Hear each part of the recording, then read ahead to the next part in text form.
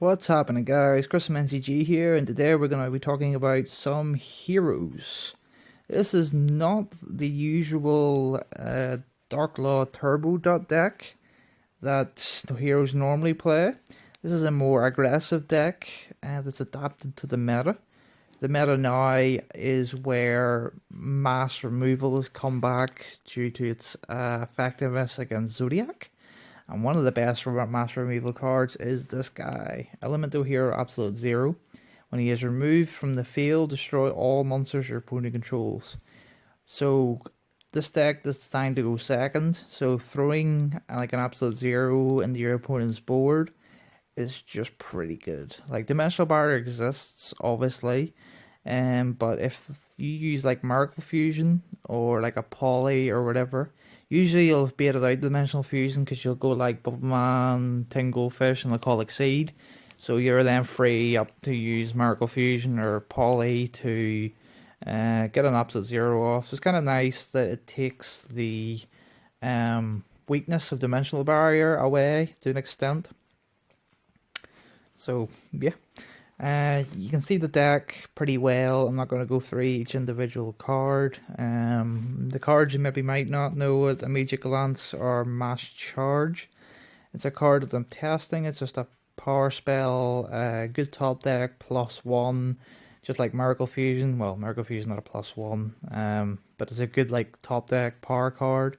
It can maybe make you go for like your OTKs just to add back like a mass change you've used.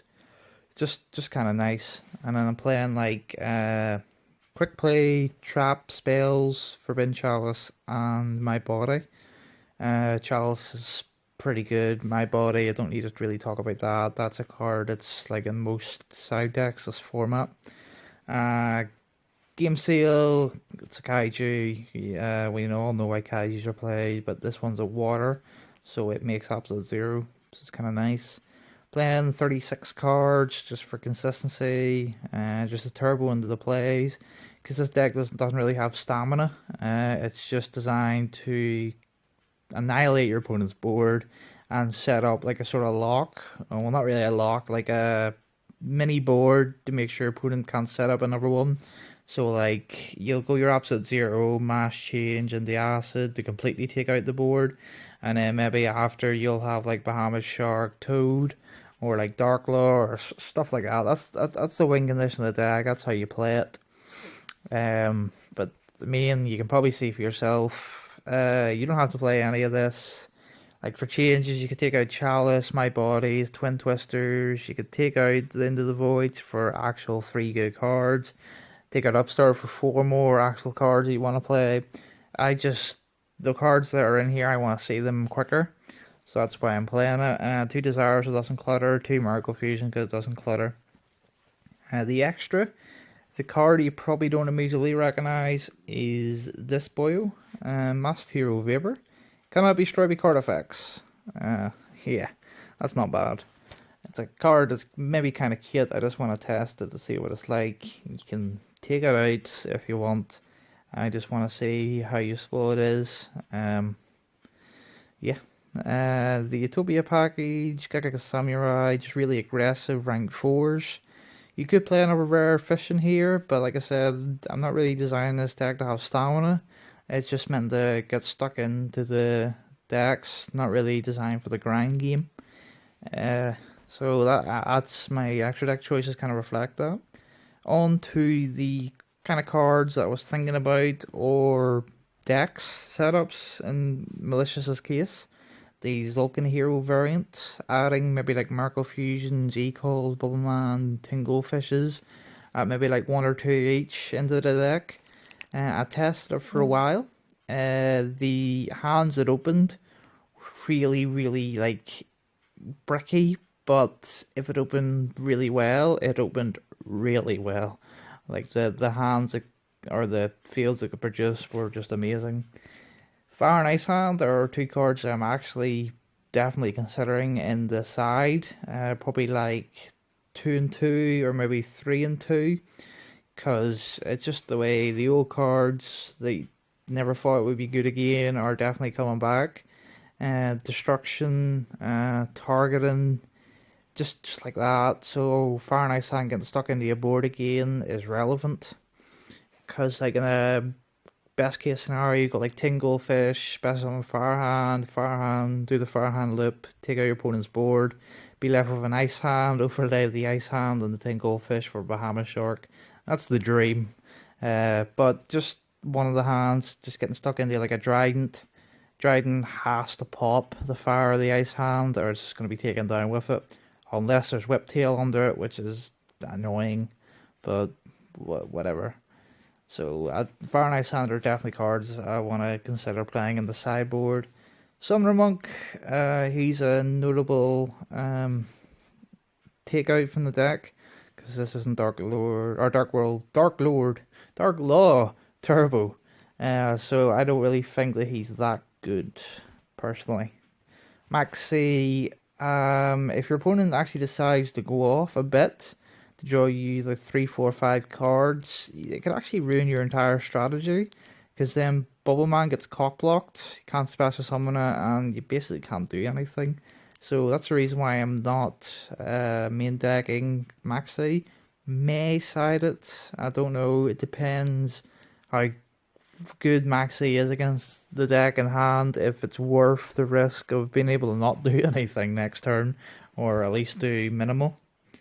Divine Wind is just like a cute card. Fat Stratos could like properly summon this with like Mass Change, but Form Change, wherever it is, if I can actually get clicked on it. No. Yeah, there we go, Form Change. Basically, in a hero, it's like Mass Change except the summons the same level rather than the same attribute.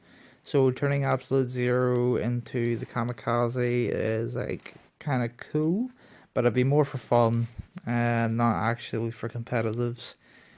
Flash Fusion, same again, just for that bit of oomph, being able to go for OTKs, something the deck needs to open well to do. But if you're playing like more cards designed to actually OTK rather than just board wipe control, then by all means play stuff like that, and maybe like Mass Change 2, just for more Mass Changes, turn like Tinglefish into Acid or Vapor, stuffs like that. Salvage is a notable shutout. It is a +1, a pretty good top deck, but other than that, like the +1 is not very good, because you probably normal summon that turn, so adding back like 2 Bubble Man or Tinglefish Bubble Man is not good immediately. You have to wait the next turn to actually use it, which is usually you're not going to be able to. And plus, I'd rather just banish them from Regal Fusion, in all honesty. Rafflesia would definitely be a card I would side. Side Rafflesia, and then maybe 1 or 2 Trap Holes, just for going first. Yeah, enough really say about that. Treacherous Trap Hole, I'm not planning to side in any more traps, but the artifacts for like Lancia, Scythe, Lancia for the Eidolon and Infernoid matchup, and then Scythe for basically everything else. And then Dimensional Barrier, because Dimensional Barrier is MVP of this format. So yeah, that's the list. That's the explanation of the deck. I honestly feel like this is the best way to play Hero. That doesn't mean that this deck's good. It just means that this, if you want to play Hero, this is how I would play it, how I would go about it. I think this deck has a chance. You have to open better than Zodiacs are pressured in the opening, because they have 1 card combos, whereas you don't. You have to have 2 to 3 card combos to do anything. So it needs to be your day to do as well as a Zodiac deck, but everyone needs it to be their day to actually win. So yeah, please let me know what you think in the comments. Is this a deck you want to try? Is there anything you would personally change yourself? Is there anything I missed when I was talking about notable shoutouts of cards? Either way, please comment, rate, subscribe, like the Facebook page. And this is Chris from NCG signing out.